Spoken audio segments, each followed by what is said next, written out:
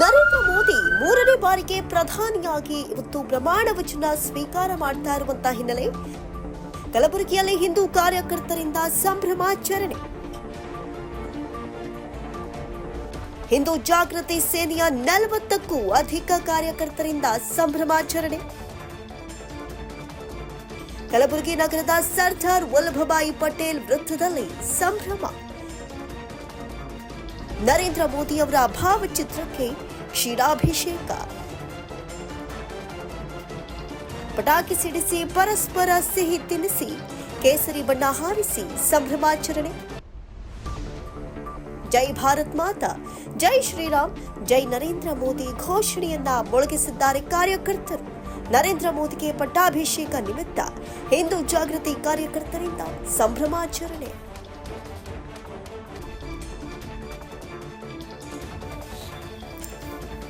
ನರೇಂದ್ರ ಮೋದಿ ಅವರು ಮೂರನೇ ಬಾರಿಗೆ ಪ್ರಧಾನಿಯಾಗಿ ಇವತ್ತು ಅಧಿಕೃತವಾಗಿ ಪ್ರಮಾಣ ವಚನವನ್ನ ಸ್ವೀಕಾರ ಮಾಡ್ತಾ ಇರುವಂತಹ ಹಿನ್ನೆಲೆಯಲ್ಲಿ ಕಲಬುರಗಿಯಲ್ಲಿ ಹಿಂದೂ ಕಾರ್ಯಕರ್ತರಿಂದ ಸಂಭ್ರಮಾಚರಣೆ ಮುಗಿಲು ಮುಟ್ಟಿದೆ. ಹಿಂದೂ ಜಾಗೃತಿ ಸೇನೆಯ 40ಕ್ಕೂ ಅಧಿಕ ಕಾರ್ಯಕರ್ತರಿಂದ ಸಂಭ್ರಮಾಚರಣೆ ವ್ಯಕ್ತವಾಗ್ತಾ ಇದೆ. ಕಲಬುರಗಿ ನಗರದ ಸರ್ದಾರ್ ವಲ್ಲಭಭಾಯಿ ಪಟೇಲ್ ವೃತ್ತದಲ್ಲಿ ಸಂಭ್ರಮಾಚರಣೆ ಕಳೆಗಟ್ಟಿದೆ. ನರೇಂದ್ರ ಮೋದಿ ಅವರ ಭಾವಚಿತ್ರಕ್ಕೆ ಕ್ಷೀರಾಭಿಷೇಕವನ್ನ ಮಾಡಿ ಪಟಾಕಿ ಸಿಡಿಸಿ ಪರಸ್ಪರ ಸಿಹಿಯನ್ನ ತಿನ್ನಿಸಿ ಕೇಸರಿ ಬಣ್ಣವನ್ನ ಹಾರಿಸಿ ಸಂಭ್ರಮವನ್ನ ವ್ಯಕ್ತಪಡಿಸ್ತಾ ಇದ್ದಾರೆ. ಇನ್ನು ಜೈ ಭಾರತ್ ಮಾತಾ, ಜೈ ಶ್ರೀರಾಮ್, ಜೈ ನರೇಂದ್ರ ಮೋದಿ ಎನ್ನುವಂತಹ ಘೋಷ ವಾಕ್ಯಗಳಿಂದ ಕಾರ್ಯಕರ್ತರು ಮೊಳಗಿಸ್ತಾ ಇದ್ದು, ನರೇಂದ್ರ ಮೋದಿ ಅವರಿಗೆ ಪಟ್ಟಾಭಿಷೇಕದ ನಿಮಿತ್ತ ಹಿಂದೂ ಜಾಗೃತಿ ಕಾರ್ಯಕರ್ತರಿಂದ ಸಂಭ್ರಮಾಚರಣೆಯ ಒಂದು ಕಳೆ ಇವತ್ತು ಎಲ್ಲೆಡೆ ಮೇಳೈಸಿದೆ. ನರೇಂದ್ರ ಮೋದಿ ಅವರಿಗೆ, ನರೇಂದ್ರ ಮೋದಿ ಅವರಿಗೆ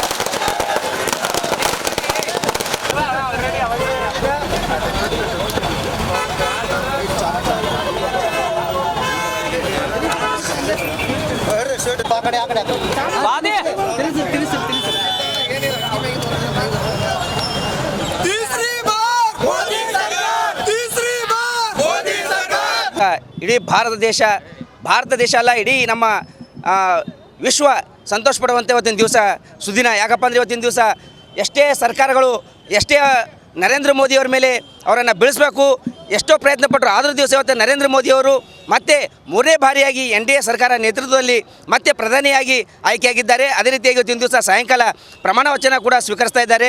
ಅದೇ ರೀತಿಯಾಗಿ ಇವತ್ತಿನ ದಿವಸ ನಾವು ಕಲಬುರಗಿಯಲ್ಲಿ ಹಿಂದೂ ಜಾಗೃತಿ ಸೇನೆ, ರಾಮ್ ಸೇನೆ ಹಾಗೂ ಹಿಂದೂ ಪರ ಸಂಘಟನೆಗಾರರಾಗಿರ್ಬೋದು, ಅದೇ ರೀತಿಯಾಗಿ ನಿವೃತ್ತ ಯೋಧರಾದ ಪಾವಟೆ ಸರ್ ಇವರ ನೇತೃತ್ವದಲ್ಲಿ ಇವತ್ತಿನ ದಿವಸ ನಾವು ಈ ಒಂದು ನರೇಂದ್ರ ಮೋದಿಯವರ ಫೋಟೋಗೆ ಹಾಲಿನಾಭಿಷೇಕ ಮಾಡಿ ಪಟಾಕಿ ಹಚ್ಚಿ ಸಿಹಿ ಹಂಚುವ ಮೂಲಕ ಈ ಒಂದು ಸಂಭ್ರಮಾಚರಣೆಯನ್ನು ಮಾಡಿದ್ದೀವಿ.